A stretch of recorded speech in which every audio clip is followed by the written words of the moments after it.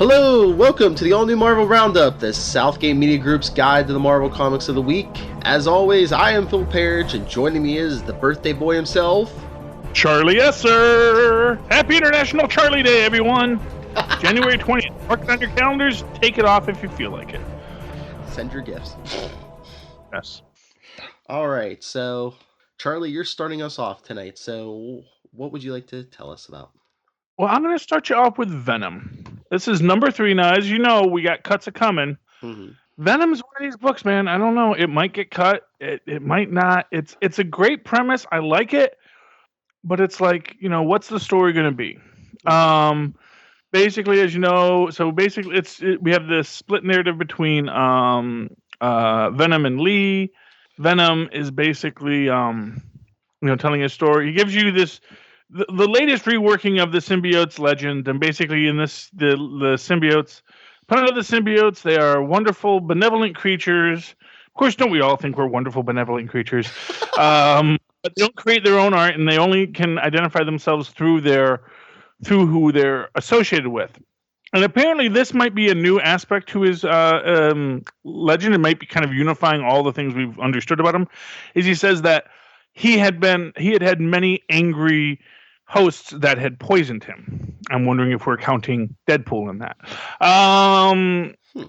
But also sort of suggesting that's why he got him, which kind of to me maybe suggests that's why he was imprisoned in the little Orby sphere. The haberdashertron, as Spider-Man should have called it. Anyway, but that he met a creature from Earth of all places, Peter Parker, who taught him nobility, and then he went through a bunch of other angry people. Then he met Flash Thompson, the greatest man he ever met, and now we got the cops have a bead on poor Lee and Venom, and Firebug is burning him with fire, and of course Venom doesn't want to kill nobody, so he wants to get away from Lee, but he wants to bond with the cops, but the cops are afraid of him, so they're shooting at him. And then he realizes that Lee's about to die, and he doesn't want to let Lee die, so he goes back to Lee and he joins up with them, and they get away. Next, cut to Matt Garrigan. He's asking someone if he's asking Kat if she threw out Lee's vomit from the previous issue. Or Matt Gargan, and she's like, "No, why would I keep vomit?" Obvious question. And he's like, I know, we know this is not, and he's basically telling her, this guy is not who he seems to be. He's not telling us the truth. And Black Cat's like, yeah, I know. This isn't my first rodeo, Cap. And basically saying we knew the guy had that this had to be a superhero dust up, Whether he's the superhero or not, I don't care. He brought me back my stuff, and if he does have powers, okay. Half the people in the city have powers. If he wants to use them for me, why am I going to complain? Which is a pretty good business mind from the Black Cat. Then we have Lee at Tony. He sees Tony, which was his friend from the original gig, whom he killed. And he's in a dream, basically being haunted by Tony. Then he wakes up. He's in Tony's apartment. Then the symbiote is sitting on the bed next to him. Basically says, I brought you here because I had to find a safe place for you. And you get this really nice interplay between the cop who tracks him down, and Lee and the Venom symbiote, where Lee's talking to the symbiote. The symbiote wants to bond with the cop, and the cop is like, you're going to do with what I say. And Lee's like, you really think this guy's any different than me just because he's got a badge? And basically, what we wind it up is that the cop is telling Lee, guess what? Here's your deal. You can either work for us or we can kill you. And so they agree to work together. And then we cut to Matt Garrigan saying he's going to find Lee, and he's got his way of dealing with people that are trouble. And you cut to the Scorpion armor, which I've never been a fan of the Scorpion armor. I always liked him better just having, Scorpion's, the proportional strength of a Scorpion. But, Iron Man was big when they came up with that. So yeah, it's a good book. Next issue is Venom versus Scorpion, apparently on the cover. And they're calling. Oh, it's an oversized letter column featuring your letters and an exclusive peek at Venom number 150. Oh, I guess they're going back to original lettering or numbering. Yeah, thumbs up. It's a good book. I don't know if it's going to make the cut because there are just so many books. And this is something maybe we'll talk about a bit on super connectivity of book fatigue. And how much you want to stick around with a book if it's a good book, but you don't have a bond to it. You know what I mean? Mm-hmm. But I give it a thumbs up. Definitely, if you don't have a lot of books, this is a great book to pick up. You will not be disappointed by it. If you do have a lot of books, and you're getting rid of a book, then maybe this is a book for you. But otherwise, yeah, it's a good book. Cool. What do you got, Phil? All right, I guess I will start with all new X-Men number 17. It's a Inhumans versus X-Men crossover. It says so nice and big on the cover. Question. Is Romeo's last name actually Montague? I'm trying to remember. I couldn't even remember if they said the name. It might be. Okay, because that is so freaking on the nose. Well, yeah. Yeah, I mean, just like really, he's Romeo the Montague. Boy, and Bobby Capulet. Inhuman. Wherefore art thou inhuman? Yes, basically. So. Anyway, so what happens in this story? Well, yeah, that's the big focus of the issue is their relationship, because it starts off with them coming back to the hotel where the young X-Men are staying. It says it's their 4th date. But when Bobby gets in the room, Iceman discovers that young Hank McCoy has been meeting with the other X-Men, including his older self, and he tells Iceman it's not good. His older self has discovered that the Terrigen cloud is breaking down, and it's about to gonna basically Terrigen's gonna be all throughout Earth's atmosphere. So the whole planet is about to be inhospitable to mutants. Yeah, that's awful. Too bad the Inhumans don't have some technology that could say let them live forever on the moon. That would be, if only that kind of technology existed in the Marvel universe. Say if there was a blue area of the moon where all the mutants could live in peace and harmony forever. Yes, but maybe the mutants see it as like would see that as like a concentration camp. I don't know. Well, it's yeah. Anyways, I'm just saying that there are solutions. This is what I'm saying. I know, but anyway. What solution do they come up with Phil? Oh, they decide that they're going to storm New Adelan and capture some Inhumans and take them off the table for a while. I don't know what that's going to accomplish, but...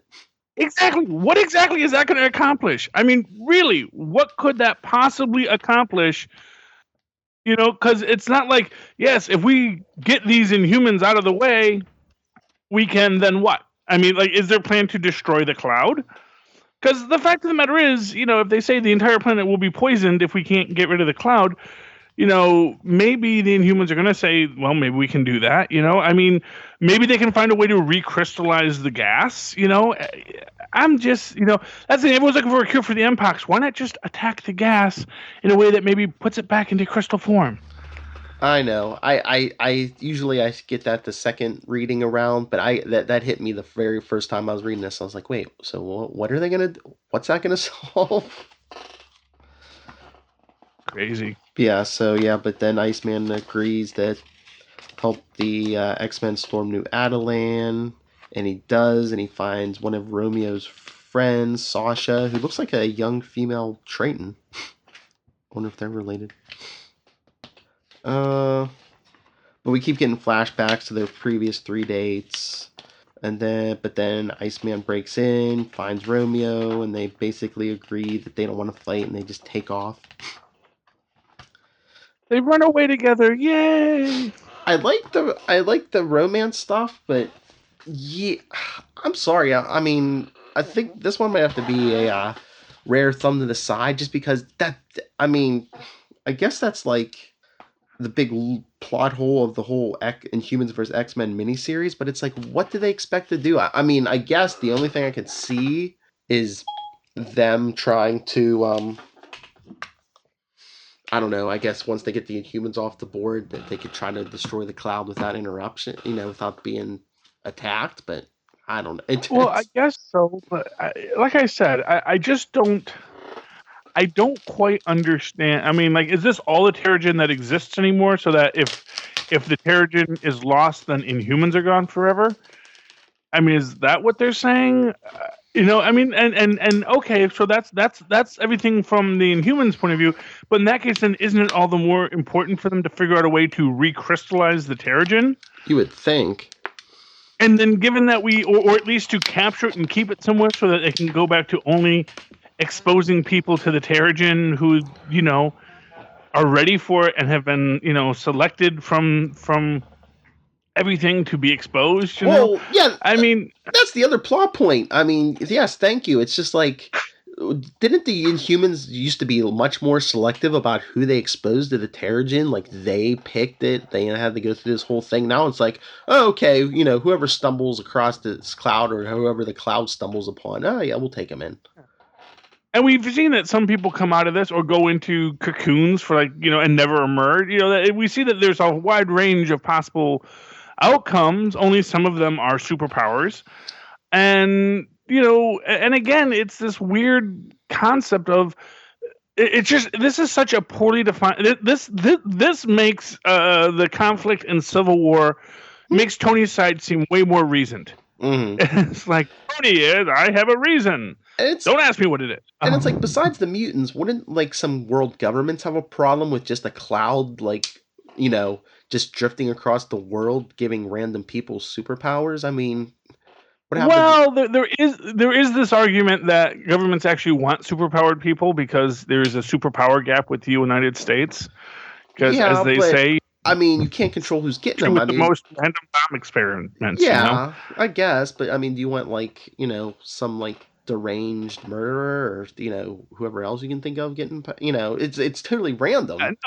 Yeah, well, it's not a good idea.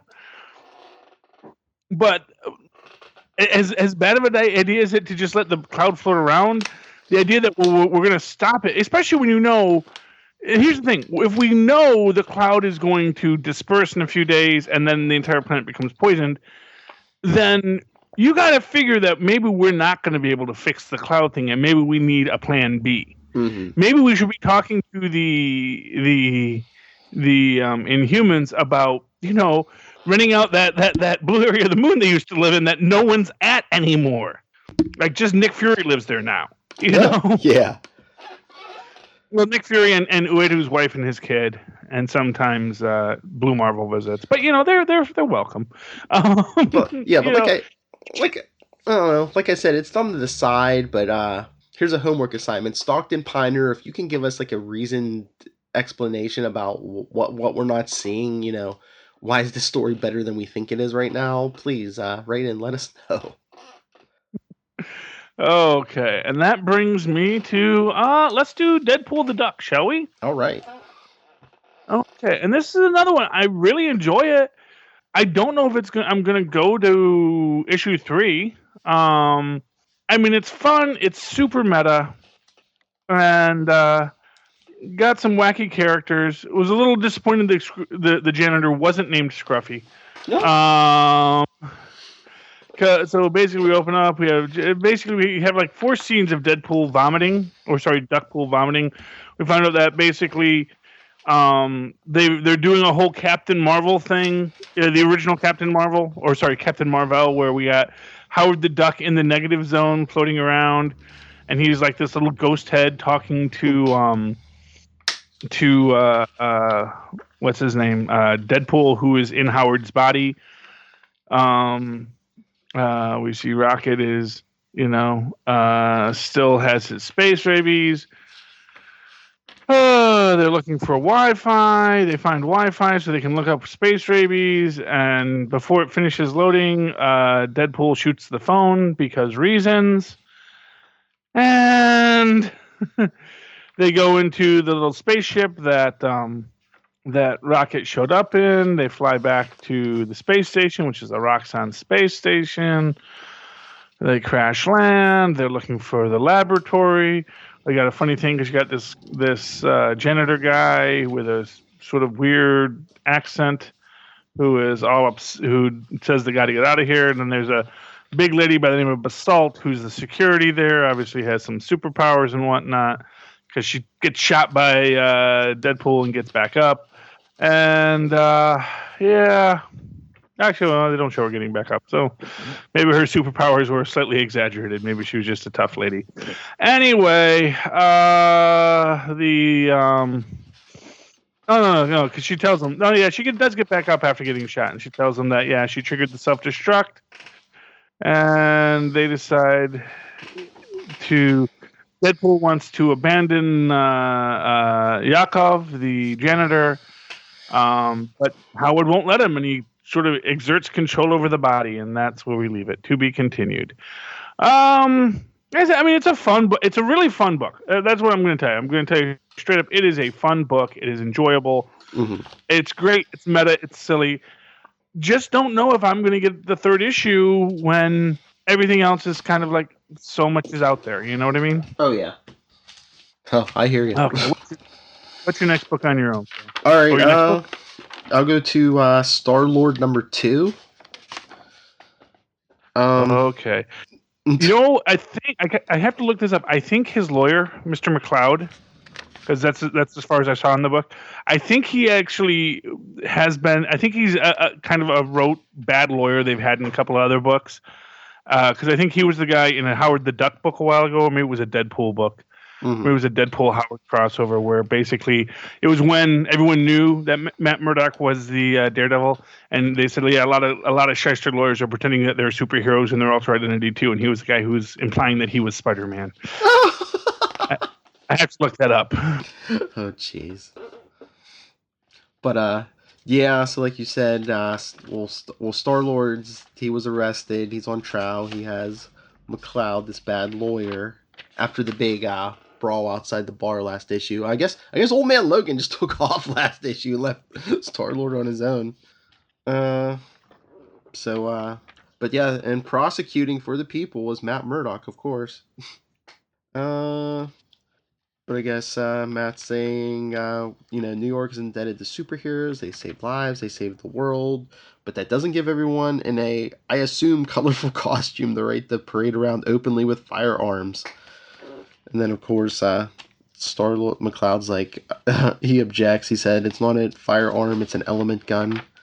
Matt says, Mr. McCloud, this element gun, does it shoot fire? And he's just like, yes. So things aren't looking good. Then Abigail Brand comes in. She said, Peter Quill's father's an alien. His mother, human, was murdered by aliens. He spent almost half his life in space. And she goes, there are vigilantes we turn a blind eye to. For instance, Daredevil, who saves lives. Now, does Brand know he's Daredevil? Because supposedly, they haven't revealed how Matt's identity's, back in the bottle, but supposedly no one knows besides Foggy. I have no idea, although I will say that she is in that Alpha Flight thing, and those guys, they keep lots of tabs on people. So, Well, that's what how will he? What I was gonna say, whatever he used, I wonder if it covered the planet, but maybe she was off the planet at the time. Maybe, or maybe because she has some kind of mutant abilities too, doesn't she? I think she's supposed to be some sort of a mutant, so that might have something to do with it too. Mm-hmm. Not sure. We'll have to watch and find out. But she's saying, Peter Quill has saved the universe a few times as leader of the Guardians of the Galaxy. And the judge is like, yeah, but he still broke the law and he can't produce identification. And Brand says he is here on Earth temporarily as a guest of Alpha Flight.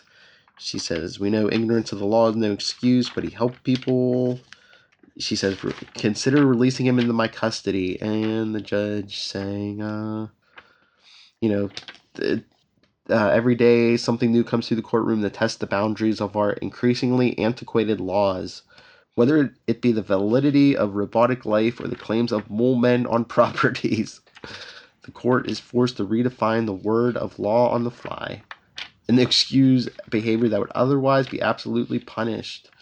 He's saying that Bran could take him into custody. The element guns are staying in the police custody until Quill leaves Earth, and he has to pay a fine of $10,000. And because he enjoys helping people, he will contribute 100 hours of community service. And the judge asks Matt if that's fine with him. He says yes. And Peter says, community service, that's totally fine. I could visit schools. Kids love me. And he's saying he lost his jacket in the bar brawl, and if he's going to entertain kids as a superhero, could Alpha Flight whip him up something fun? So that's why he's wearing that new costume. But it's not kids. 2 weeks later, he gets sent to the Winters Retirement Community in New Jersey. Jersey! Ah! So he's sent to visit a Mr. Allen. And Mr. Allen doesn't seem pleased to see him. He's like, because he's like, oh, Mr. Allen says, my son Greg signed me up for this stupid program to alleviate his guilt of not visiting. And Peter's like, well, you need to get out, and I need to do my community service. He's like, maybe we should go out. So they take a walk, and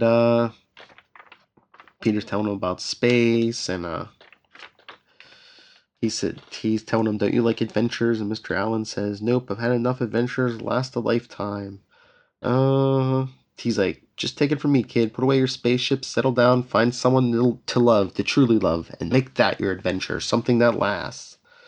And Peter's like, I'm not going to find out this guy was like, Spaceman Spiff in some like Golden Age book.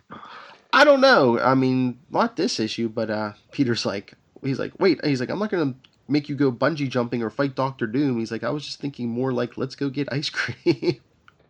He's like, I'm 1 hour into this community service, and I'm pretty sure causing your death would reflect poorly on me. That's when they hear a noise. They hear a big noise, so Peter runs towards the noise, and there's a gang trying to rob the Bank of Latveria, Charlie. Of all the banks to rob, you're really going to say, ooh, let's pick Latveria. Maybe they're like, that seems like a nice, easy mark. Doom's a good guy. Doom's a good guy now. He can't kill us. It's not Doom doesn't rule Latveria anymore, and they got all these old Doombot technologies just laying around. Mm-hmm. I'm sure the Bank of Latveria has all sorts of Doombot guards, and it's like trying to break into the Baxter Building. Yes, you can do it if you're the Mad Thinker. Do any of these guys look like the Mad Thinker? No, they're just guys in ski masks. But before Peter can jump in, the thieves are taken down by Kamala Khan, Miss Marvel. Because of course it's New Jersey. Well, they are in her mm-hmm. This is Jersey, man. But then that's her stomping grounds. Yeah, but then she meets their boss. I don't know if you're familiar with her. It's Mind Blast. That sounds familiar. She's all pink, and she has like a dome over her head. You can like see through her brain. Okay, that's creepy. I'm familiar with her. She fought Spider-Man a couple times in the 90s, and I think it might have been an issue of Captain America. Okay, I wasn't sure if was she a headman at one point? That seems like a headman. No, she was with an all-female group. Okay. I forget their name, but yeah, she has like all kinds of telekinetic abilities. So that's cool. Peter jumps in to help, even though he has no weapons. So Mind Blast uses her telekinetic powers, tries to make Miss Marvel hit Peter, but he's like dodging out of the way, and that's when Mr. Allen says, "Excuse me, miss, I can't see very good. Can you tell me if this is where I catch the number 2 bus, the Sea Caucus? It's my granddaughter's birthday, and I hate to be late." And Mind Blast is like, I don't drive. I tend to drive. And he's like, oh dear, I wondered where I could find out then. And that's when Peter tackles her from behind and says, try online. And he says, sorry, I just got into the internet. Distracted her. Yeah, he says, sorry, got into the internet. Great stuff. You can find anything. Mr. Allen asks him if he's okay. Peter says, me? He's like, you're amazing. You saved us. And Mr. Allen says, well, what else was I supposed to do? And Kamala's like, I have an idea. Run, maybe. That was insanely dangerous. And she's like, wait, Star-Lord? He's like, yeah, new costume. You like? She's like, the guy with no powers now as a senior citizen as a sidekick with no powers. She's assumes. Like, yeah, she's like, I am literally a child who can't even vote, and even I know that's incredibly irresponsible. She's like, take him home to your star cave or whatever. I have to go round up the guys who got away because of my superpowers. So she takes off, and they said, let's go back before anything else happens. There's still a big hole in the bank. He says, I was just thinking of that fine I have to pay. He's like, and Tony Stark ain't returning my calls. Like, when does this take place?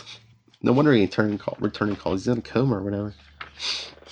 Yeah, well, but that would be why he's not returning his calls. But exactly. Star-Lord maybe doesn't watch the news.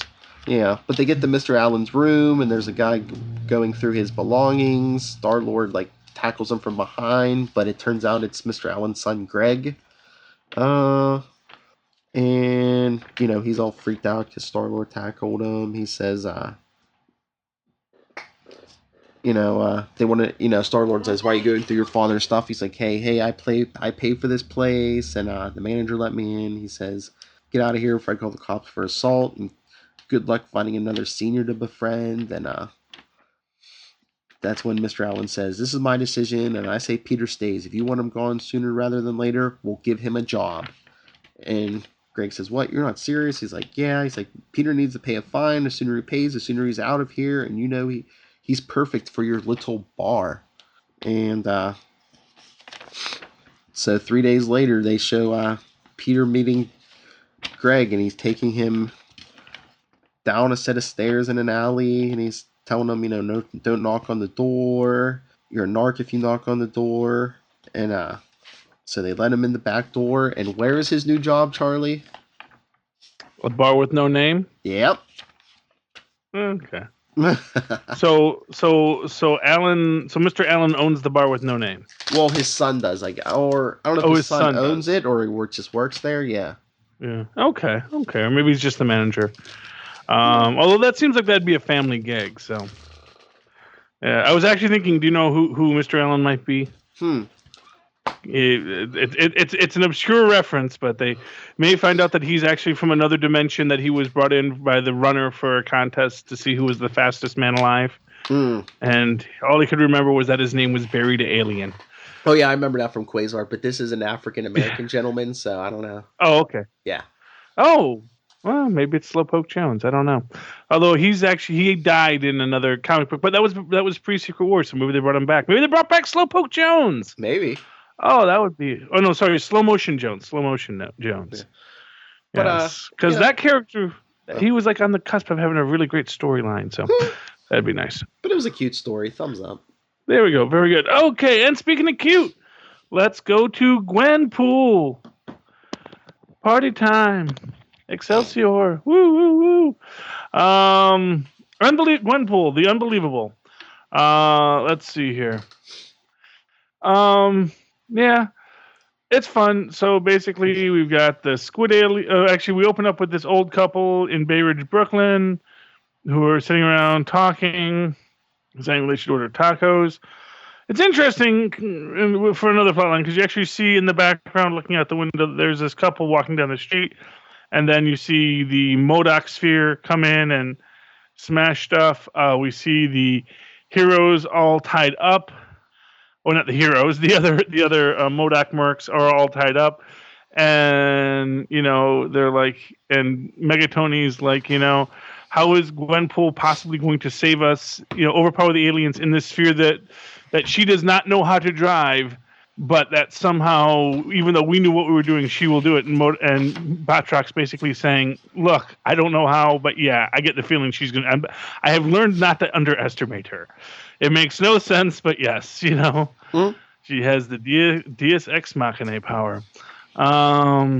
Basically, the squid aliens are going to attack. She finds the battle mode button, and then we see Vincent, the Doombot, show up because he wants all of this to stop, the alien invasion, everything, and he basically And basically, what Gwenpool tells Vinny is, look, you have them release my friends, and I'll take this battle out into the middle of the ocean where it's not going to harm anybody. And Vincent and the aliens are like, no, we're just going to shoot Megatoni instead.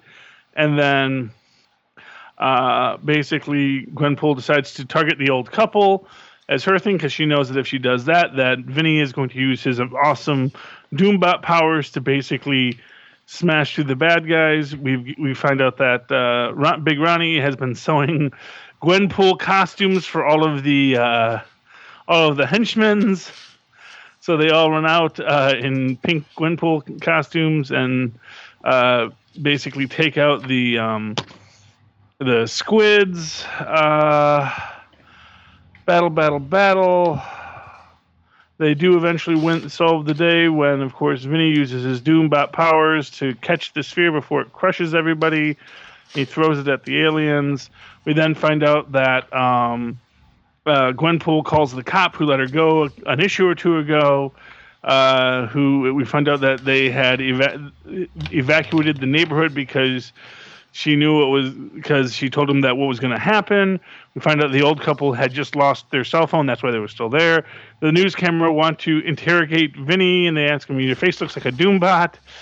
And all of the henchmen get arrested in their Gwenpool garb. And this is kind of the sad moment because essentially, Gwenpool's like, yeah, we have to do a lot of busting people out of prison after this. And Batroc basically says, Gwenpool, we got to break up. We got to break up because we all have to go underground so we don't get captured. We don't have any money because Vinny is not going to hire us anymore. He was the one person who was actually going to fund us to do our things. And so this is goodbye. Even her ghost friend Cecil says he's got to go talk to he wants to go reconnect with his family, and he has to do it alone. And Big Ronnie tells her that,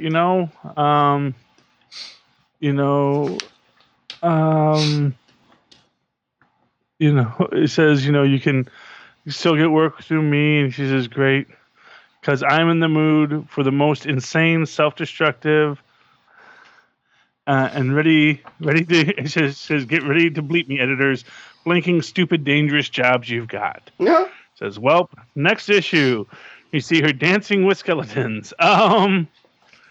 Yeah, so, Gwen, I love this book. It's so, I was worried when they broke up the team that this was like the last issue, but no, next issue, she gets hired to save a small town from a vampire, but all is not as what it seems. What else is new? Then Gwen's gaming skills are put to the test when she's captured by Arcade. It's still a great, fun book. Still love it every time I read it. So, big thumbs up for Gwenpool. All right, then I will go to the Mighty Captain Marvel #1. Oh boy! No. What's her name? The Mighty Captain Marvel. Captain or Cap'n? Yeah, because it opens up. It appears that Carol Danvers with long hair again is fighting someone named Hero Man until they share a kiss in the air. But yeah, like Charlie said, it's revealed that it's a scene from the new Captain Marvel movie. Carol, the real Carol, ongoing TV series actually. And Carol's not. And that. And Carol's not too happy, but I guess it's bringing in funding for Alpha Flight and the alien refugee camp. And how much do they pay for TV rights in the Marvel Universe? Honestly, that'll fund our space station and super secret spy organization, a TV show with force special effects. I don't from when they were talking, I don't think it's their complete funding. It might just supplement it, but I mean, maybe they have some good negotiators, I don't know. I guess. So yeah, but Jessica Drew finds this really funny, but then Carol gets a call from the president. This came out Wednesday, so I'm assuming it's still Obama. I don't know how much we're going to be seeing the current president in Marvel comic books. Yeah, I don't know. Because, I think Ike might veto any unflattering depictions. I don't think anyone there is looking to make any flattering depictions. Yeah, so we don't see the president, but Carol gets this call, and Jessica says, what's with all the sudden flood of refugees to Earth? No warning out of nowhere. She's saying, you're finally sitting at the cool kids table, and Carol says, only if cool kids means you, Jess. After the whole Ulysses mess, my closest friends are either dead or not speaking to me. So then they're talking to Abigail Brandon Alpha Flight, and there's some kind of attack on the alien refugee camp. It looks like someone's trying to take a Kree child hostage, so of course Carol takes off. I don't know, is this the first time they mentioned it? She's saying part of the reason she took off like that is, the Kree life force rushing through her is propelling her higher and faster, because that Kree kid's in danger. Have they ever said anything about that? But, I thought the only thing they changed her origin. They've changed her origin like 6 times because, yeah. I thought it was just like it was just like she got the powers, but she, that was it. Well, I guess they're doing something with. I mean, I think they've mentioned that, like in the previous run. I think you had mentioned when you were reading that one that there was something. That there was some kind of a Kree quality to her now, like she was like bound to something Kree. Yeah, maybe. Yeah. I don't know, but yeah. So she gets the story. Yeah, she gets to the refugee camp. She's asking some of the aliens where where the child's at, and they keep saying holla, holla. So, and they're pointing to looks like a flight tower. She goes towards it. And it looks like a soldier has the child and trying to put her in a floating sphere. So Carol tells him to stop. But I guess the attacker is some kind of shapeshifter because it takes the form of the child and says, "Help! Help! Captain Marvel's hurting me." So Carol blasts the tower. I'm assuming I don't know. Did she want to kill the attacker? But she takes the sphere with the real child up to the space station, where she meets Alpha Flight, pulls on Puck's beard, and Carol's trying to get a name out of her. She's saying holla. She says, no, that's where you're from. She tells her a story about how her dad used to call her Bean as a kid, so now the alien's going by Bean, especially after eating some jelly beans. But then the child goes with Carol when she has to talk to the Alpha Flight board. Once again, holographic conferences. I thought we were done with this, but oh look, Steve Rogers is in there, Charlie. Boy, he seems to be inserting himself into a lot of tense situations lately. But Steve's saying how this is why they're rushing to build the atmospheric shield, and Carol says, I don't want to raise the Carol doesn't want to raise the shield if it means trapping the defenseless refugees outside, choosing who lives and who dies. And she's not too happy. Whole intergalactic races are flooding the Earth. That big beautiful wall. What? He said Cap's gonna build that big beautiful wall, whether Carol likes it or not. It's gonna be huge. But yeah, and she's saying, she has all these refugees flooding the Earth, a alien bounty hunter. She's telling me, you're telling me the priority in all this is Captain Marvel and her boob windows? And Black Panther says, that unfortunate shows why the AFSS and refugee relocation program can't exist. We are heroes whenever we serve our people. Doesn't that make it sound like that's their main source of funding? That's what it seems like. It's I mean, unless these like I said, either there's way more money in TV in the Marvel Universe, or space stations are way cheaper. Mm-hmm. That's all I'm saying. Well, I guess the space station was already there. Maybe it's just paying for upkeep. I don't know. Well, they got a whole staff of people. They got to feed them. They got to, teleport stuff up and back. It's, I don't know, man. I just don't know. I mean, that TV is profitable, but yeah, the issue ends with the bounty hunter still alive, surprise, and it takes the form of Captain Marvel and blows something up and says something about going after bigger games. So Yeah. coming after Carol, but yeah, no, it was a thumbs up. Margaret Stahl, who writes this, I like the series. I'm even reading two of her. She wrote two Black Widow novels. I read the first one, Forever Red. Now I'm on the second one, Red Vengeance. They're pretty good. I recommend them, and I would love to interview her. So please, Margaret Stoll or anyone who knows her, please have her contact me. You should try friending her on Facebook. I contacted her on Twitter. I never heard back, but yeah, maybe I'll try Facebook. Yeah, that's how I know David Walker now. If I could actually like type stuff at his page at work, I might actually be able to have conversations with him. Just saying. I will try. But Charlie, what's your next book?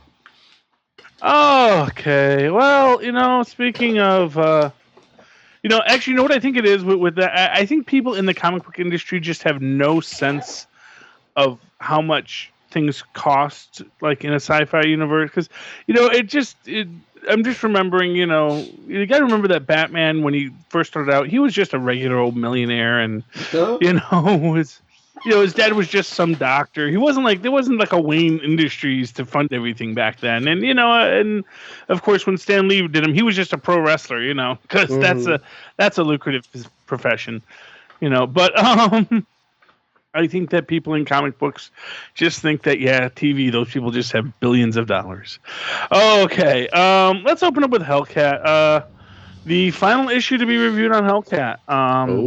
Sadly, and this kills me, because you know what it is? I love Patsy Walker, and this was a very different take on Patsy. But I was like, okay, let's see this. Let's see where we're gonna go on this. This might be cool, And it started out kind of cool, started out kind of fun, but now just like, it's just it doesn't have a lot of strength to the plot line or the storyline, After last issue, we know that. So what is this? So, Ian and what was her name? Zoe, I think. They used to date because I guess Ian is kind of non-binary, so he did date girls, but he is very gender fluid.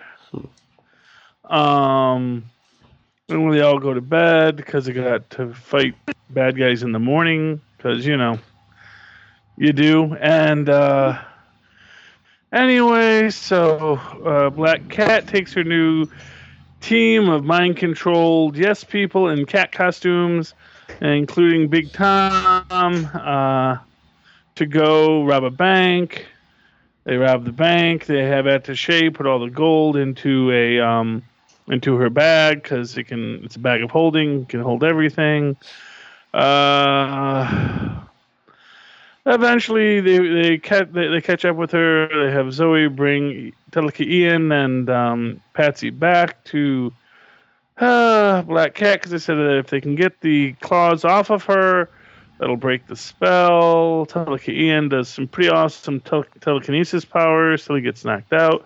Patsy fights Hellcat. Then Jubilee comes in as a vapor ghost mist thing and grabs the claws, throws them to Patsy.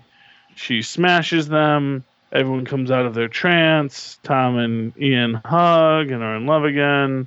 And they make Gabby clean up they make Attaché clean up the place, because her back can hold everything. And then Patsy sneezes and everything turns to fish for some reason, and that was the end of the episode. I'm gonna say thumb down. It's just I mean, it's cute, it's fun, and I love Patsy Walker. Since they brought her back from hell, literally, she has been just this awesome character in every iteration. And then, like, somewhere along the line, they decided to make her a party girl and a drunk, which wasn't really who she was prior to that. And they've done some great bits with her in the past, but it's just, it's I'm not feeling the art. I'm not feeling the storytelling style. And it's just not for me. So I am very sad, but this was my last issue with Patsy. What's your next book, Phil? All right, then I will go to. Let's bring it up. This will probably be my pick of the week. Clone Conspiracy #4. Yeah. That was good. That was much better than the one that they tell you to read after this one, even though it kind of is concurrent, which was like weird to me. Yeah, I guess they didn't want to spoil any surprises, but yeah, it opens up in the Jackal's lab. Charlie's best friend Otto is being awesome. Well, yeah, he's studying superior, studying Kane, trying to correct that clone degeneration problem, and Kurt Connors in his lizard form is like, he thinks he can solve it by using his formula to improve everyone's natural regenerative abilities, and of course Otto's like, yes, Connors, I'm sure with your track record that won't end up turning every one of us into reptiles. And then the lizard says he's late for dinner with his family, and Otto's like, that's your problem, human entanglements, they always get in the way of pure science. Remember that. Oh yeah, that comes right back. Because Otto was very entangled with a human. Because one of the Miles Warren clones brings in Anna Marie Marconi. Oh. She says she doesn't want to even be in the room with him. Then we see Spider-Man and Ben Reilly driving back to New U with Uncle Ben's body. Yeah. That wasn't creepy at all. Oh yeah, and Peter wants to know how he's pulled all this off, and Ben says he has a web, a network across the country, members of government, law enforcement, medical institutions, the media, and everyone wants somebody who can give them back someone who's died, loved ones, spouses, siblings, children. And he says with Parker Industries' help, they can go global. Then back in New U, we see Gwen Stacy and her father. And there's Spider Gwen. Yeah, in the background, obviously, we all see her. But then in New U, we see when Peter gets back. I mean, it's not just villains that Ben's brought back. He's brought back everyone. I mean, everyone. Nick Katzenberg? I mean, come on. I didn't even know who that was. He was from the late 80s, early 90s. He was like a photographer at the Bugle he was like competition for Peter, and like they were always like getting on each other's nerves and getting into fights and stuff. He died of cancer because he was a big smoker. Poor guy. Did you? Okay. Was that the guy was that the guy that did that with the glasses, or? No, he was like the heavier guy. Okay. I thought that was the heavier guy, but when you were saying the photographer at the Bugle, because there was that one old guy that was like the photographer that they did the whole history of superheroes through his photojournalism. Katzenberg kind of looks like Harvey Bullock. Yeah. Sally Averill. Oh, jeez. It's just crazy. Yeah. So they all get back to New U, and Peter sees everyone who's been brought back. Jameson's wife, Kurt Connor's family. Who's the other girl with Jameson in that scene? Maddie Franklin. That she was like. Was it the third Spider-Woman? She was the one who was Spider-Woman around like the year 2000. Oh yeah. I remember, not Jessica Drew, not Julia Carpenter, the one after them. Yeah. I didn't realize she was dead. Yeah, they killed her when they brought Craven back. Okay, fridged her right up. Yeah, for me, I was thinking, wait, is that Jonah's first wife? You got some explaining to do. Apparently, Ben Reilly's all cool with that, because it's like about why he didn't bring John back. It's like, oh, what? Because May can't have two husbands. Come on, Peter, it's 2016. Open your mind.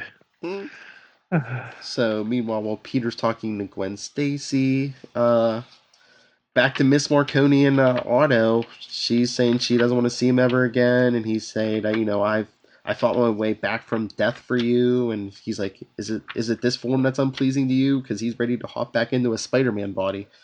Oh yeah, man. Just got to figure out how to get rid of that damn Parker brain. Mm-hmm. For your good proper Octavius brain in that. And she's trying to call for help on her webware, and he's saying, no, the building's shielded and won't work. And then he's like, wait, the clones inside the complex have broken down at a slower rate. What if it's the shielding?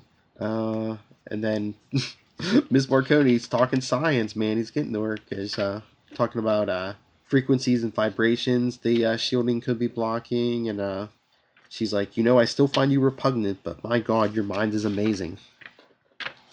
She likes a guy with a nice big brain, It's like, oh yeah, Otto, do that math in your head. But so then back outside, Ben's telling Peter, everyone can come back from the dead. Everyone living together in peace. I brought everyone back, and the villains are reformed. Yeah, although for what it's worth, the villains aren't reformed. The villains have to take a pill that you have control over, or they will be dead in an hour. But then Jonah Jameson comes over, asks Ben, when he's gonna bring his father back, and he says he will, but first Jonah has to do more broadcasts for him, so Jonah has to go upstairs. And that's when Peter says, when are you going to bring him back? And Ben's like, Jonah's father's like, no, Uncle Ben. He's like, you were never going to bring him back, because if you were, you would have done it already. He says, you brought everyone else back without hesitation, but not Uncle Ben, and I know why. Because he'd look at you the way only Ben Parker could, and he'd tell you, you're wrong. Yes, you have the means, the power, but no responsibility. And Ben quickly turns around and says, all of you, kill him. Yeah, because turns out he was evil all along. Well, he's nuts. He's insane. Well, yeah, he did die, what'd he say, 32 times? Or something like that, yeah. And remembers every single time, yeah. Yeah. Of course, of course, that's why Mr. Immortal drinks, But, so while the villains are trying to kill Spider-Man, Ben goes back inside, and Otto's telling him about his thought about, they've been looking for chemical or biological fixes, but, but crystals can respond to harmonics. But they need to experiment maybe on one of the Warren clones or maybe Kane. And that's when Anna Marie says she knows how to stop the cellular decay altogether. And that's when Ben says she is awesome. Yeah, and Ben tells her, if you give me the solution, all this could be yours, the proto-clone. He says, that genius of yours in a body that would screen out any defects. He says, I'm offering you life in a perfect body, a full-grown one. And she says, up yours. I already am perfect. Yeah, because she is fully grown. Uh-huh. And that angers Otto, so Otto takes her side and attacks Ben. And they all think it's Miles Warren, but he's like, those reflexes. He's like, could it be Spider Sense? Because, of course, Otto's way familiar with Spider Sense now. Oh, yeah. Completely useless power, as he said. That's when Spider-Gwen comes in and helps them, and that's when Otto starts hitting some buttons, flipping some switches, and flippy flip. Yeah, sends out this frequency that I guess is going to I don't think destroy the clones, maybe turn them into carrying. Well, I think clones. it was supposed to accelerate their decomposition, but it's worse than that. And so they all start like devolving, and everything that they were feared was going to happen. Otto's breaking down. They're all breaking down. Even Anna Marie is breaking down. Well, yeah, because what they say is that this is the zombie apocalypse. This is what makes the carrion contagious. Mm-hmm. And this is actually a very important thing, because essentially Otto has just triggered the zombie apocalypse with his hubris. And if you will recall, like when they went to when Ben Parker was the Spider-Man, and like his world that got destroyed, that was turned into a radioactive wasteland, it was because he fought Otto Octavius, who was a brilliant but insane scientist who held the city for ransom with an atomic bomb. Mm-hmm. that was like enough to actually completely poison the entire planet, atomic bomb. But it accidentally went off. But the issue just ends with everyone's starting to mutate, and it's not looking good. But like I said, it's a thumbs up. It's my pick of the week. I mean, what more could you want for? Every villain Spider-Man's basically ever fought. Zombie Apocalypse, Otto, and his hubris Charlie. You think he's such a smart guy, man? He's gonna doom the planet. He was smarter when he was a Spider-Man. He had that Parker brain helping him. Maybe, man. I don't know. Of course, as I've always said, that is actually Spider-Man. See, so you want to know what the whole problem is? Okay. Here's the problem. That's not Otto. That was Peter Parker, convinced that he was Otto by altering his brainwaves. Sure. And then he rewrote his brainwaves onto an Otto body. Now, of course, it's Otto's brain, but it's got Peter as Otto's memories. And I don't know. Yeah. No, normally he's much smarter than this. Okay. So let's see here. Let's go to. Was that a thumbs up? Yes, pick of the week. Yeah, that was your pick of the week. Yeah. Okay. So which was my pick of the week? Well, actually, my pick of the week is probably going to be a different one. So let's go to Squadron Supreme number 15, the final issue. Aw. So one more book off my list. Still got like 8 books next week though. So yeah, I know. Well, I might have to just do some pre-cuts next week, I mean, that's what it comes down to. So this one has a lot of flashbacks. Basically, we open up at the bottom of the ocean in the Squadron Supreme headquarters. You see basically Hyperion, telling Nighthawk he's done with this. He's out of the squadron. Because they had fought with Namor, and basically, it's actually kind of cool because, Nighthawk is saying, I saw what Ulysses showed, and I knew that. Wait a minute, this doesn't make any sense now. Okay, because there's a huge problem with what they actually did here. With something they didn't. Okay, so we're gonna get to that in just a minute. Okay. Okay. So anyway, plotline. They basically, Nighthawk is saying I didn't want to. That if you and I fight, it's going to kill every hero on the planet. And Hyperion says, okay, then I just won't fight you. Maybe you should have just told me that this was what the problem was, and then we could have dealt with that in a different way. So Hyperion's off. Thundra decides she's going to go spend time with her daughter, Lyria. Blur is with S.H.I.E.L.D. We find out that basically Hammond, he couldn't turn on his firepower anymore, so he was going to, but his radiation power, he couldn't control it. Anyway, we cut back to Hyperion is rebuilding Atlantis. He says this feels good to rebuild Atlantis.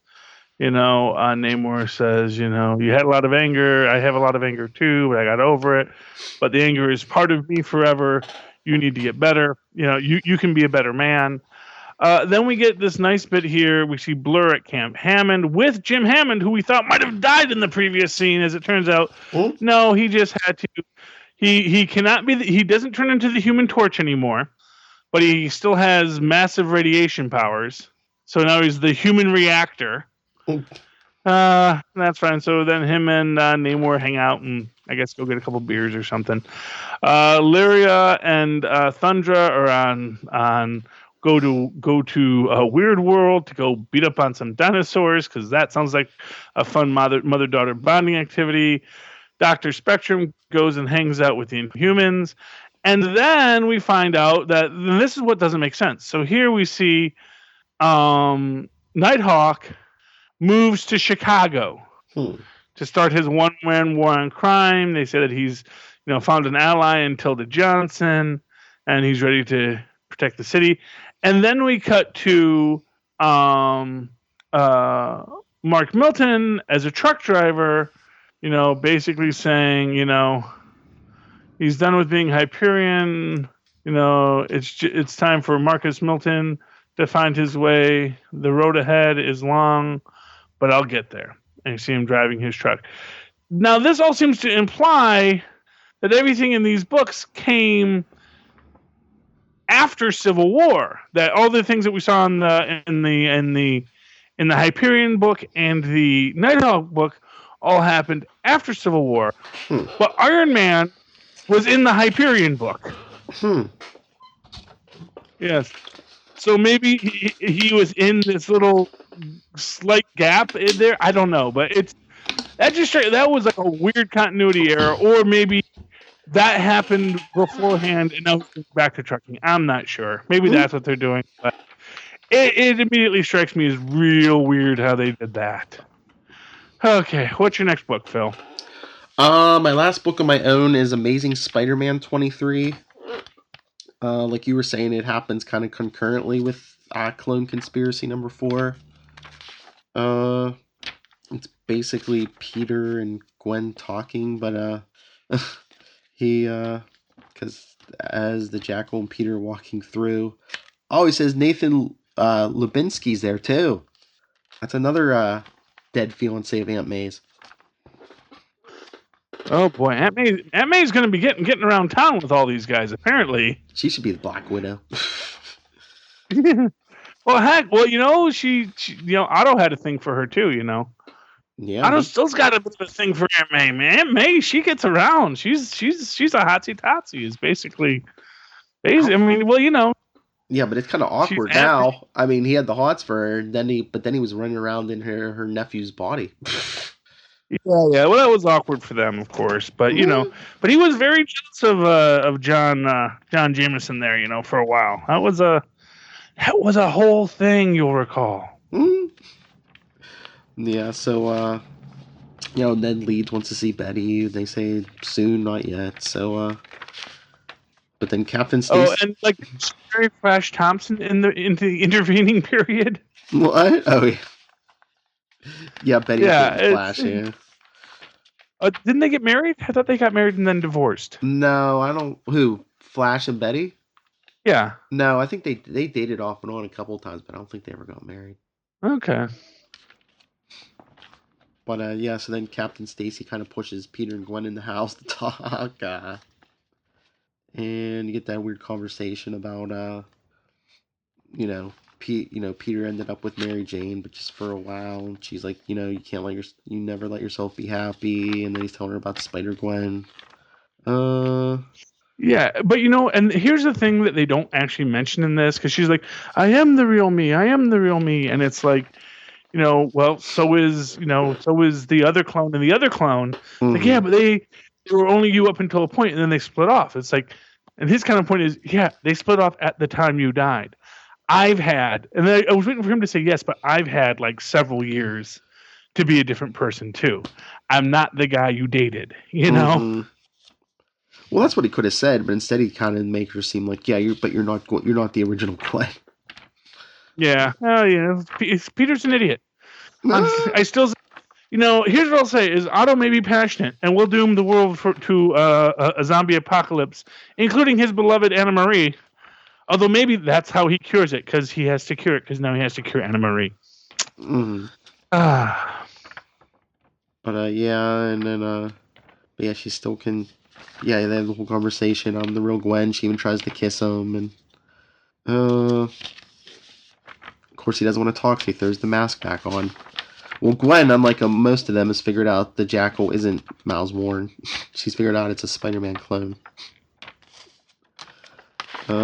Peter goes to talk to the Jackal while Gwen talks to her dad, but then we get that scene where the Jackal tells all the villains to kill Spider-Man, so Gwen wants to help, but then that the sound goes out, and that's when they all start mutating. You get the Gwen! It's the zombie noise. Mm-hmm. But I mean, it was alright. I mean, they probably could have did a little more for their reunion, but who knows how they're going to play it? She'll probably die again. Who knows? Who knows? I mean, he's met the Gwen Stacy, a clone of Gwen Stacy before this, so it's not like it's the very first time. But yeah, well, I mean, I think they all are already dead now, aren't they? The original Gwen Stacy clone, I know she had gone off for a while. She's off town. I don't know if she's dead or not. No, I mean all of these Gwen clones. Yeah, all the current crop of clones, they're all dead now. Yeah. Well, are they dead, or no one's getting cured? Or are they just mostly dead? Well, I mean, that's what we're going to have to find out. Mostly dead is still a little bit alive. Always remember that. That's how they keep on bringing Clay Quartermain back. Okay. So what's your last book? My last book is USA Avengers. Da-da-da-da. And basically, we open up with Zero Day. And this is pretty cool. Okay. Because it's basically opening up with, Thanos holding the skull of Captain America with these kind of awesome gauntlets. And it's great. It's the skull of Captain America with the mask on. So he peeled off all of Captain America's skin, but then put the mask back on. This is the day. And we see all of the heroes dead or dying or on fire. It's all a mess. And then we cut to Danielle Cage from 30 Years On, Captain America 20XX, which would actually be Captain America 2046, because that's 30 years on from today. But anyway, basically, we found that basically what happened was Thanos came to Earth, used the technology at Project Pegasus to create cosmic cube gauntlets, which he used to basically destroy everyone. And then Hulkling, Black Knight, and Excalibur used a mix of science and magic to defeat him. But then that led to all sorts of things. And then she points out that basically that is what would have happened had it not been for Ulysses. Basically, had they not stopped Thanos when he came to Project Pegasus, that would have been the outcome. And we find out that basically Danielle Cage has been traveling between other universes and teamed up with a whole bunch of other Captain Americas from other universes. Bum bum bum bum. As they say, she is the Shield. But that on her planet, the big villain is this guy by the name of the Gold Skull. They don't know if he is a descendant of the Green Skull or Percival Plunder or possibly William Torrey, who fought Major America in the Revolutionary War. We all remember that 1976 issue. And basically, he is, again, patrolling the old Latvian embassy to find a time machine. Because all the good stuff's already been stolen. Wasn't this a Super Friends episode? I don't know. And basically what he realizes, because they say you can't use the time machine to go back because of the Kang firewall on this point in time. And he says, well, I found a loophole, which is he goes to a universe where Thanos didn't destroy it. So he goes sideways in time, sideways and back. So he goes to a universe where Thanos was defeated.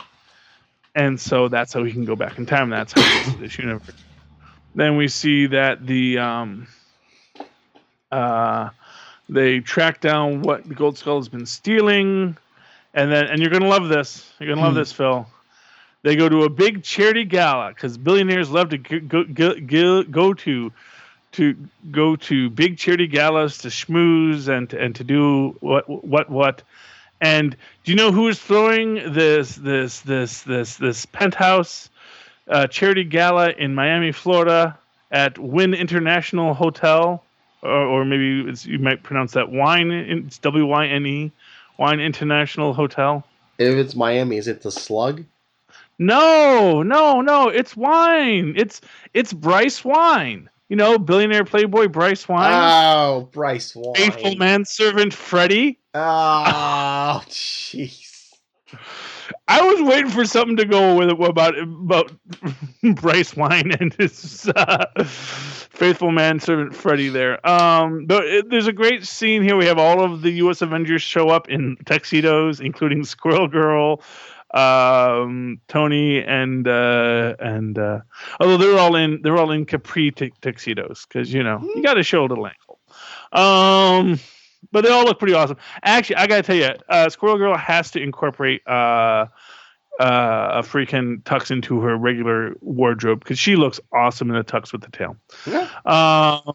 We see Citizen V, formerly no. Citizen V is Roberto's new code name. Oh. Yeah. So Citizen V talking to Bryce Wynn, and Freddy. Freddy offers Squirrel Girl some pastries. She asks if it has nuts or traces of nuts. He says no. It says, "Do you have any that do?" Anyway, he basically tells Bryce that he feels the Gold Skull is going to kidnap them all, and the Gold Skull is watching all this, and he says he knows, but he doesn't know. What should I do? Should I let him continue to talk to reveal how much he knows? He goes, nah. And he pushes the button, and Bryce Wayne takes off his faceplate, and he's a robot. Everybody's a robot. And now they have captured the U.S. Avengers. Bum, bum, bum. To be continued. Thumbs up. I like it. It's a fun book. It's got that excitement that we've seen from all these other books. And, yeah. Thumbs up for me. All right. Where do you want to go next? Why don't we go to the book that it was a close second. It was almost my pick of the week. Captain America Sam Wilson, number 18. Okay. I actually believe that is my pick of the week. Oh, very good. Yeah. If I can get it to go back to it. Yes, leave this page. Thank you. Digital comic books. Won't have to worry about that too much longer. Well, honestly, we'll get to that super connectivity about who is the jerk who came up with the idea of freaking. Why don't you review this one, Phil? Because my computer is dying out, or is acting up on me. Okay. What opens up with Sam basically going over, thinking about current events and how he became Captain America and everything that's happened, and his relationship with Steve Rogers and everything that's happened. Back there of Sam remembering all the time Cap has had to bail him out. We see that the front guard desk does not want to let Cap see Rage, but we see that Cap's got his friends on the inside too. Mm-hmm. Takes him to see Rage, and this is actually really brilliant too, because when he speaks to Rage and he's like, yeah, I got all these lawyers. We got Jen Walters, we got Matt Murdock. I guess he doesn't know Matt Murdock is actually for the prosecution now. They got Connie Ferrari. Come on, name check Connie Ferrari. You want a 90s reference? Name check Connie Ferrari into this. Maybe he's thinking New York lawyers because she's not. She's in Detroit now, right? Well, she had to go to Milwaukee or to Detroit because that's where they were at. And oh man, I gotta tell you though, it is. I mean, the way they drew Rage with the swelled up eye, that was pretty cool. Although, why do they let Rage have his mask and everything in the lockup? He's still wearing his entire outfit, his spiked. It's like. I mean, I guess the Americops must have augmented strength and stuff, but I thought Rage was pretty invulnerable. Well, yeah, no, they're like Man Mountain Marco, and Man Mountain Marco, they don't get that power seep, Mm-hmm. Because honestly, Man Mountain Marco, I don't think was supposed to be able to beat Rage. Well, I don't know if Rage is maybe more. I don't know if he's like Mr. Hyde level. I think he's more like Super Soldier level. Oh, okay. I think that's what he's. I don't think he's supposed to be like superhuman, but just like great though not superhuman strength, as they would say. Mm-hmm.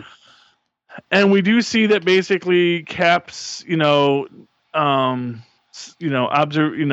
police state basically. Big brother Well, Cap watching over us all. wait. Well, Rage wants to stay inside because he's finally listened to Sam, and Oh yeah. he's doing his nonviolent protest by he's like, if this is the way I gotta show everyone the system's broken, then I'll do it.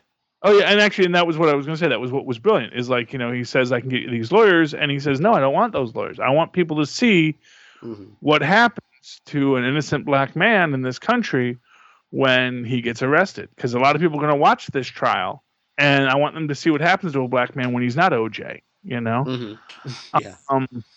And it's pretty brilliant. And then we get that. So then, which was actually like telegraphed at the start of the book in the little. What happened last issue recap with the text messages or the Facebook posts or however they're doing it. Their social media thing that's a thing they do in some of these books now. Like the hip kids will understand. They mentioned that Cap's got his 24/7 surveillance of the city with Bird's psychic link. Because that makes sense. And he has a recording of the pawn shop at the time, and we see, and this is what's weird about this, is we see the speedster, but we don't see Man Mountain Marco. And then we do see King go in, or Rage go in, and we see the AmeriCops show up, but we, as far as they know, Rage was working with the speedster, but he just couldn't get away. Anyway, but this is what's pretty cool. So he's got the footage, and Falcon's like, hey, you gotta just release it, man. And Cap is like, I don't know, what's the best way to handle this? And he's like, you're a sellout, man. He storms off to be a sellout. He goes to the mayor's office, speaks to an attaché of the mayor, who basically says, hey. Yeah, nice footage, but that's some pretty inflammatory footage there with this whole AmeriCops that we kind of let do this. So maybe it wouldn't be the best thing to just release it. Maybe we got to figure out a way to get around it. And then we get everyone yelling, like if he's got the footage, he has to release it. Everyone says, I think he's got the footage. He must have the footage, yada, yada, yada. He goes to his brother. And then, who does he visit, Phil? Oh, he goes to ask Steve Rogers for advice. Yeah, because Steve doesn't want to stir the pot up any. No. Well, yeah, man. I tell you, I do not know what to feel about Steve right now, and that's what I loved about this book. Because here he is like old school Steve Rogers, man, and he's like, you do what you think is best, do what is right, Now, is he saying that because he knows that's going to cause problems, or is he doing that because he actually feels? I mean, I don't know how he feels about Sam. Is Sam still his best friend, or does he have no feelings for Sam whatsoever? Well, that's what made this issue so good, because I mean, if you didn't know about Hydra Cap, nothing about what he said to Sam would have set off any bells. You would have been like, okay, that's Steve Rogers. Yeah, absolutely. But that's why it also feeds back into this idea I have that maybe Hydra Cap isn't that different from actual Cap. He's a little colder, a little calculating, has a master plan, which old Cap never had a master plan because he was just a soldier. Now he's a general, Now he's trying to do something. Which I love because it basically means that the Skull hoisted himself by his own petard. No. By this whole, he's like, because I am the great, I am the great, I've got Professor Charles Xavier's brain in a jar, so I can rule everything. And then he's like, let me just order this cosmic cube around for a few minutes. It's like, Johan, you're not. You certainly, because this is not a super soldier enhanced, Johan, don't forget. This is not one who has peak human intelligence. Does not think ahead. Then we see that basically Sam posted all to the internet. And we see Cap in Hydra Green. Bum, bum, bum. Making a sad face. Then we see everyone sort of reacting to the footage. And it's pretty overwhelming. And then that's the end. City at War, next issue. Yeah, that was a big thumbs up. That was definitely my pick of the week. Oh yeah, like I said, it was close. It was so close for me, but yeah, it was a big thumbs up. Marvel makes these good books. Mm-hmm. Okay, Phil, book for you to do next. Well, Spin on it. Want to do? I'll do Invincible Iron Man #3. Oh yeah, my last one of these too. Again, it bugs me because I really like Riri. Mm-hmm. And there's nothing per se in this book that I dislike. It's just that, and this is this problem with these renewed characters when there's so many other books there. It's like now I've got to pick which of all of the new characters I'm going to read, and Well, which ones are the ones that you're going to stick by. Well, yeah, it's like multiple books, multiple versions of the same character. It's like now you have 2 Iron Man books, you got 2 Cap books, you got, well, if you count Occupy, you have 2 Hawkeye books, you have 2 Thor books. Did you see they're doing a 3rd Black Panther book? Well, I didn't get World of Wakanda Yeah, this week. it's Black Panther. Honestly, yeah, well, I won't be picking up that one. I'm honestly not 100% certain I'm going to keep on with Ta-Nehisi either. Mm-hmm. I mean, I love the book. I love what it's done, but again, it's like, what is our? I think I'm going to enjoy the rest of this arc. I think I'll probably finish this arc, and then I don't know if I'll go beyond it. It's sort of like, sometimes like for example, Patsy Walker, I ended that arc, and it's like I don't need to see what the next arc is. Mm-hmm. As much as I loved Patsy Walker, I was soured on the book. I mean, I'm still loving what Ta-Nehisi Coates is doing, but I just don't know if I'm going to do much more past this first arc. Anyway, so where are we, buddy? Well, it opens up with it's Stark headquarters where what's this guy's name? Someone from the board is trying to take control. Oh, Mr. Lynch is trying to take control of the company, but Mary the CEO. Jane, Mary Jane and Friday are trying to hold him off, and he's like, "What?" He's like, "Are one of you running the company?" And that's when Friday says, "No, it's Amanda Armstrong." And she says Tony's mother, and he's like, "Wait, isn't her mother? His mother's Maria, and she's dead." And she's like, "No, his biological mother." Because it doesn't make sense to us either. It's crazy. And it turns, she was with that one random S.H.I.E.L.D. agent you never heard of. Now she's rich. Yeah, well, hey. Nice work to have it, man. Billionaire's son, born and dies, and gives you all his money. But yeah, so it turns out Lynch is a big fan of Amanda's, and she's like, "Oh, you're the one." And she says, I think the trick is, the respect and courtesy you showed Tony. She says, double it, because as far as I can make out, you treated my son very disrespectfully, shamefully so. She's like, I've been dealing with guys like you my entire career. Don't take me for granted. And then she like pushes him out of the lab. And basically Amanda's like saying she's the figurehead, and basically Friday's actually running the company. Of course, because who programmed her? Yes. But now she's interested in helping out Riri and using Stark's money for good. Although wasn't that what Stark Resilient was supposed to be doing? Which we'll get to in a bit. But yeah, because she's like, there's a lack of Iron Men in the world because Tony's dead, Rhodey's dead, so she's like, yeah, does she have everything she needs to... Rhodey's not dead! No! His clone died! As far as they know, Charlie. But really? Yeah, I know. But Amanda says, does she have everything she needs? And they're like, yeah, of course. Tony sent himself. Yeah, his most precious, his most beloved object. Himself. So the Tony AI is just bugging Riri and making the armor and coming up with a superhero name. Iron Girl, Iron Woman. Female. Yeah. Oh yeah. Female FE. She's like, what's with the identity qualifiers? And then he's telling her, asking her, ask a friend, and you don't have any friends, you don't call or text anyone. Not since Natalie. And then this is what I get. This is what gets me.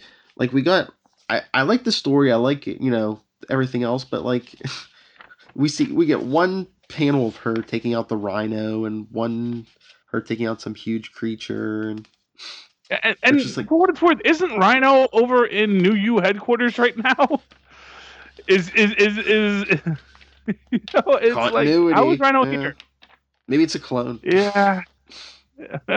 Well, I'm guessing this takes place after the clone conspiracy, which means it turns out the entire Marvel universe does not succumb to a zombie apocalypse. So, good on that. Spoilers. Yeah, spoilers. The entire Marvel is not going to destroy their entire universe in a zombie apocalypse. Mm-hmm. Good to know. But then, I mean, there's not a lot of action in this. I mean, I thought they handled the action well. Mm-hmm. So, for example, it's annoying that you have that. I don't know who's stepping on her head there, but you see her fighting like some fire-breathing monster, and then teaming with Spider-Man against Chitauri, and flying through Smallville. Yeah. Tony's bothering her. But, we're talking to her about I guess you think you should have died instead of your friend, and she said it shouldn't have been anybody. We were at a picnic. My dad, Nat, and my stepdad, both got shot through the heart. And he's like, now you build armor. He's like, Ironheart. So there's the name. There you go. And then who shows up, Charlie? Rescue. Yeah, Pepper Potts. Potts in her rescue armor. Although technically, I guess she can't be rescue. No, because Rescue's now Iron Patriot, so she can be rescue again. So there you go. It actually worked out perfectly. And she wants to know why the AI looks like Tony Stark, and Riri's like, because Tony Stark made it. And she's like, oh my god, it is exactly Tony Stark. She doesn't want to talk to the AI. And she wanted to meet Riri, but she won't tell Riri what their falling out with Tony Stark was. I bet you will find out next issue. Wasn't that just the whole, what was it, Superior Iron Man bit? I guess you would think, but yeah, I mean, I don't think she's been around since then. So, what, Pepper? Well, she wasn't with Tony since the end of Superior Iron Man. Yeah, exactly. Yeah, that's what was their falling out, was the Superior Iron Man thing. And then I think Lynch was hired during the Superior Iron Man run, I think. But I'm not sure of that. So he's because that's why he's smarmy, because he needed someone who was smarmy to run his company. And then did they ever de-Superior Iron Man him? Or is he Superior Iron Man until they all got back from Secret Wars? Well, yeah, that was the thing. He wanted, I think, he was Superior Iron. They never showed him get turned back. He was Superior Iron Man. Then Secret Wars hit, and then when he came back, he was normal. So. Oh, yeah, and then him and Cap died on Earth when everyone else went in the lifeboat. So Tony died, and so this Tony is just a Tony that Franklin made out of whole cloth. And he died again. Kind of. And then the Technogolem attacks. Yeah, it takes their armor. Yeah. Yeah. So what do you think, Phil? It was a good issue. Like I said, I would have liked a little more action, but I mean, I like it. It's a thumbs up, but if cuts start getting made, I mean, I don't know. I mean, this would go before Infamous for me. Yeah. Well, Infamous just has Dr. Doom. Although I'm not that married to Infamous. Oh. I mean, no. I mean, and I love Doom. I love bad guys being superheroes, and I love the conflict. I love especially that it's sort of like what I loved about Superior Iron Man, which is that he doesn't realize why he's not a hero. He's like, no, I am still a sociopath, but now I be sociopath for good, and that makes me a hero. Yes, no, that's not it. I think the problem is, I mean, Bendis is a good writer, but he likes to take his time. Yeah, the pace is a little slow in his books. Yeah, and the thing is that if you're doing a slow pace, you can't you got to grab people in a crowded market. Yeah. And and here's the thing is like the gimmick that hey, it's teenage black girl Iron Man, super genius. It's like, oh, okay, that's cool. Yeah. Now, granted, I also wanted to read Moon Girl and Devil Dinosaur, and I never got around to that. Mm-hmm. It's like there's so many things that are out there, and you do get this conflicting overlap. And as I'm cutting through what can I keep and what can I lose, it's like and that's sort of also the problem when you have a character who's not a legacy character. Is what is my bond to that? It's like Infamous Iron Man. We've got a bond for Doom that goes back our entire lives as comic book fans. Mm-hmm. So yeah, that gives it an advantage. But honestly, if they had not brought in Ben Grimm like the second issue, I don't know how much more I would have read. Ben Grimm is awesome. And I'm mostly just reading it now because I want to see him get to the Infamous Four. And if we don't get to an Infamous Four soon, it really doesn't have a draw for me. Mm-hmm. Because it's like, okay, you're going to do this and you're not going to go to an Infamous Four? You're not going to still have him chasing the shadow of Reed Richards? Because that's the whole thing with him is that he has to prove himself to be better than Reed Richards and to say, well, no, I'm just going to have him not care about that anymore. Or now his whole thing is he just thinks he's always been Tony Stark's rival. Mm-hmm. Then that's just the Lex Luthor Superman book. Mm-hmm. As far as I know, I haven't actually read that book, but yeah, it's a lot to debate. Okay, let's get to our last book, Phil. Yeah, Ultimates 2, number 3. Ultimates 2. I really hate that Ultimates 2. Yeah, I know. Me too. It's like just they're the Ultimates. It's not even like they're called Ultimate Squared. Although I guess maybe that's the in joke because we kind of get the other group of Ultimates in this, don't we? The other group of Ultimates? Oh, yeah. We get the troubleshooters. Mm-hmm. We get a bunch of characters from the new universe. We get all Jim Shooter. We get a bunch of shooter babies. And I tell you what, it makes me wish I'd read a lot more New Universe because I know these guys are all from the New Universe, and it's like, oh man, I wish I'd read more of that stuff when it came out. But we are opening up with Lieutenant Colonel James Hetson, and I recognize the the rainbow thing and the shoulder pads from the 90s. So I know that these are definitely New Universe characters, and he's got a little bit of it's not a star brand, but he's got something. He's got his full human potential there. And then we see and what's interesting is they have this character and they have Simon Rostovow. And in the first scene, Voight is warning him, I don't know about this Rostovow, he's dangerous. And then we see that Rostovow is still a member of the team all these years later, sitting in the room. So, though we do see that he is a bit of a nutbag too later. And basically we have Master Order and Lord Chaos basically kill the Living Tribunal. That can't be good. No. And they're trying to force Galactus back to being Galactus, except they realize that they can't because it's a new universe and none of them are in and of themselves as esoteric concepts any more powerful than any other. Which raises the question then, how are they able to kill the Living Tribunal? Or maybe the Living Tribunal is not actually dead yet. Bum, bum, bum. We see that... I just realized that. Okay, so Sadoval can open the Stargates like Miss America. So, okay, cool. That's neat. And they're trying to hack Blue Marvel's computers. That doesn't know where anyone is, but they're all outside of the solar system. We get a nice conversation between the team. Basically, Carol Danvers is telling, America, that she's down to follow America because this is the new Marvel universe. So, if you're a teenage girl, you get to be in charge. Actually, I think she's in her 20s. I don't know. But still, it's like if you're a young woman, we will follow you because you've got the right stuff, I guess.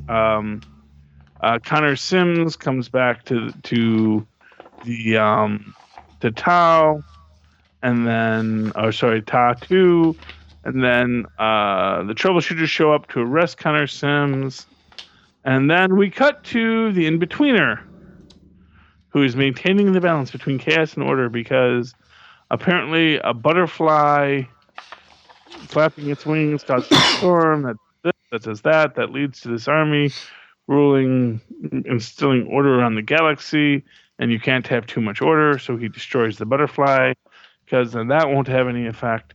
But we see in the in-betweener brought to Master Order and Lord Chaos, and he can see that something is wrong, they're out of balance, that he has to help, he has to try and fix this, and Master Order says no, and they devour the in-betweener, and then the Chaos devours the in-betweener, then Order devours Chaos, and they become Logos, the new law of the universe. Bum, bum, bum, bum. Thumbs up. I gave it 5 stars. I really liked this book when I first read it. It has a slightly less lasting impression on me right now. But yeah, I mean, it was a very good book. I really did enjoy it, and I still love the Ultimates. It is probably the most consistently good book that is currently out there in Marvel Comics, I think. Mm-hmm. I can't think of if I've ever read a bad Ultimates book. I don't think. Yeah, I mean, none jumped to mind. None. There was no. There's not been an arc that I just where were they going with the arc? Oh, and that was the other thing with the Patsy Walker book is when they destroy the claws that break the spell, they never once explained what the heck was up with the claws. They were literally just a mind control MacGuffin. She found a mind control MacGuffin and used that to take over people's minds, and now the spell is broken. Thanks for playing. It's you're not even going to say that here's the mechanism of the mind control. It's even when they would do the Purple Man, they'd say it was pheromones. It's okay, that's good. Okay, now we know what that is. What are you going to do? Hey, I guess that's all our books this week, right, Phil? Oh yeah, all we can afford. Yeah. But yeah. Well, that's. I got 3 books that are gone this week, so. Mm-hmm. So hopefully that makes it a little lighter next week. Yeah, so the opening's getting bigger, people. If you want to send in a review of a book we're not reading, your choices are getting greater. So send in your thoughts or reviews, anything Marvel. Marvel Roundup at gmail.com. Our Facebook is facebook.com/allnewmarvelroundup. Twitter is at Marvel_Roundup, and our Instagram is Marvel Roundup. And Charlie, where can people find your wisdom online? Well, you can always find me at superconnectivityblog@gmail.com. That's superconnectivityblog, all one word, @gmail.com. And of course, you can always follow me on the Twitters at Charlie Esser. That's CharlieEsser. Look for the 2, count them 2 E's right there, right in the middle for quality. And as for me, you can always get a hold of me, nightwingpdp@gmail.com. On Twitter, I am at nightwingpdp. And make sure to check out the newest Nuff Said podcast show, Wade's World, the Deadpool podcast. The first episode is up now. Me and my co-host Lilith Hellfire have a special guest, Charlie Esser, to do commentary for the Deadpool movie. So check that out. It's out right now. Yes. Great. I enjoyed the Deadpool movie. I'm going on record for that. And a few of us who weren't me might have been imbibing, so. Yeah, well, It's even funner. Someone volunteered to drive, man. That's all I'm saying. I know, I did. All right. See, we're responsible. All right, everyone. That's it. Come back next week. See what makes the cut. See what doesn't make the cut. And see what books we complain about and which ones we just want to hug and hold close. But until next week, all I gotta say is, happy birthday, young man, Charlie Esser. And many, it's the 22nd many more. anniversary of my 21st birthday.